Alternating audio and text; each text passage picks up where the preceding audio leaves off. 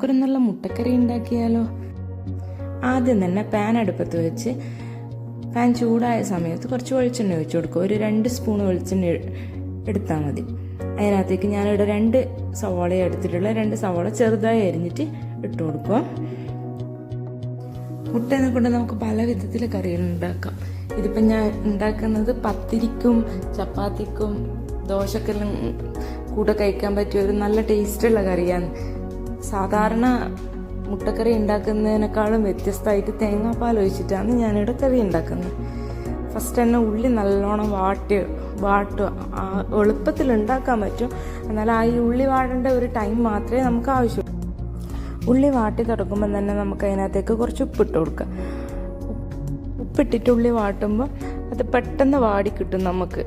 അതിന് വേണ്ടിയിട്ടാണ് ഉള്ളി വാടുന്ന ടൈം തന്നെ ഉപ്പിടുന്നത്.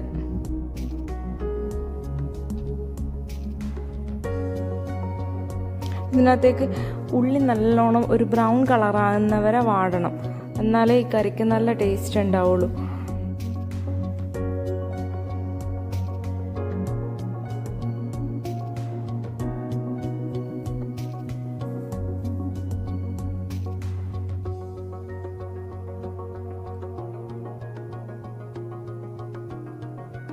ഉള്ളി കുറച്ച് നല്ലോണം വാടി വന്നിട്ടുണ്ട്. ഈ സമയത്ത് നമുക്ക് ഒരു തണ്ട് കറിവേപ്പിലയാണ് ഇവിടെ എടുത്തിട്ടുള്ള. ഒരു തണ്ട് കറിവേപ്പില നന്നായി കഴുകിയിട്ട് ഇതിനകത്ത് ഇട്ട് കൊടുക്കുക. ഇനി ഇതിലേക്ക് ആവശ്യമുള്ളത് ഒരു തക്കാളിയാണ്. 2 ഉള്ളിക്ക് ഒരു തക്കാളി എന്നുള്ള രീതിയിലാണ് ഞാൻ എടുത്തിട്ടുള്ളത്. ഒരു വണ്ണുള്ള തക്കാളിയാണ് എടുത്തിട്ടുള്ളത്. നല്ല പഴുത്ത തക്കാളി ചെറുതായി അരിഞ്ഞിട്ട് ഇതിനകത്ത് ഇട്ട് കൊടുക്കും.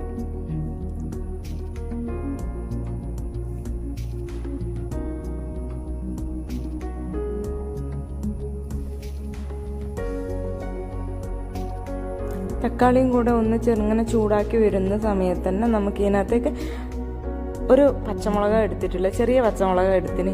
എരിവ് കൂടുതൽ വേണം എന്നുള്ളവർക്ക് വേണ്ടിയിട്ട് 2 പച്ചമുളക് എടുക്കാം. അതിനുശേഷം ഇതിനകത്ത് ഇഞ്ചിയും വെളുത്തുള്ളി കൂടി ചതച്ചിട്ട് ഇട്ടെടുത്തിട്ടുള്ള ഇഞ്ചി വെളുത്തുള്ളീൻ്റെ ഇതെല്ലാം ഇളക്കി കൊടുക്കുമ്പോൾ തന്നെ ഇനി നമുക്ക് ഇതിനകത്തേക്ക് ആവശ്യമുള്ള പൊടികൾ ഇട്ട് കൊടുക്കുക. ആദ്യം തന്നെ കുറച്ച് മഞ്ഞൾപ്പൊടി ഇട്ട് കൊടുക്കുക. ഓരോ പൊടികൾ ഇടുമ്പോൾ ഞാനൊന്ന് മിക്സാക്കി എടുക്കുന്നുണ്ട്. ഇനി ഇതിനകത്തേക്ക് വേണ്ടുന്നത് കുറച്ച് മുളക് പൊടിയാണ്. ഒരു ആവശ്യത്തിന് എരിവിനനുസരിച്ചിട്ടുള്ള മുളക് പൊടി എടുത്താൽ മതി. ഞാൻ കുറച്ചേ എടുത്തിട്ടുള്ളൂ, അധികം എടുത്തിട്ടില്ല. അത് നല്ലോണം ഒന്ന് മിക്സാക്കി എടുത്ത് കഴിഞ്ഞിട്ടാകുമ്പോൾ ഇനി നമുക്ക് ആവശ്യമുള്ളത് കുറച്ച് മല്ലിപ്പൊടിയാണ്. മല്ലിപ്പൊടി ഒരു 1/2 ടീസ്പൂൺ എടുത്തിട്ടുണ്ട് മല്ലിപ്പൊടി. 1/2 ടീസ്പൂൺ മല്ലിപ്പൊടിയും കൂടി ഇതിനകത്തേക്ക് ഇട്ട് കൊടുക്കാം. എന്നിട്ടെല്ലാം കൂടെ നല്ലോണം ഒന്നും കൂടെ മിക്സ് ചെയ്യാം. ഈ മസാലേൻ്റെ എല്ലാം ഒരു പച്ചമണം മാറുന്ന ടൈം വരെ ഇതൊന്ന് നല്ലോണം മിക്സ് ചെയ്യാം. ഒരു മീഡിയം ഫ്ലെയിമിലിട്ടിട്ടാണ് ഞാനിത് മൊത്തം ചെയ്തിട്ടുള്ളത്. ഇനി ഇതിലേക്ക് 1 കപ്പ് വെള്ളം ഒഴിച്ചു കൊടുക്കുക. ഒരു ഇളം ചൂടുള്ള വെള്ളമാണ് ഞാൻ എടുത്തിട്ടുള്ളത്. ഇതിനകത്തേക്ക് ഒഴിച്ചു കൊടുക്കുക.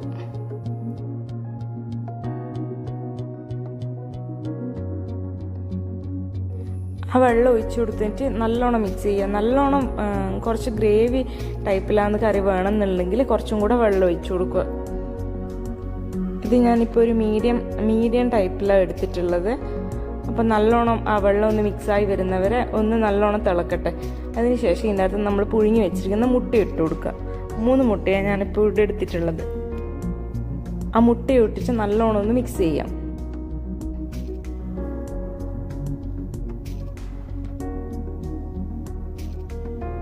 ഇനിയാണ് ഇതിലേക്ക് നമ്മൾ സ്പെഷ്യലായിട്ടുള്ള ഒരു ഇൻഗ്രീഡിയൻറ്റ് ചേർക്കാൻ പോകുന്നത്. അതാണ് തേങ്ങാപ്പാൽ. തേങ്ങാപ്പാലിട്ട് ഈ കറിയിലേക്ക് ഒഴിച്ച് കഴിഞ്ഞിട്ടാകുമ്പോൾ ഇതിൻ്റെ അകത്തുള്ള എരിവെല്ലാം ഒന്ന് ബാലൻസ് ആവുകയും ചെയ്യും.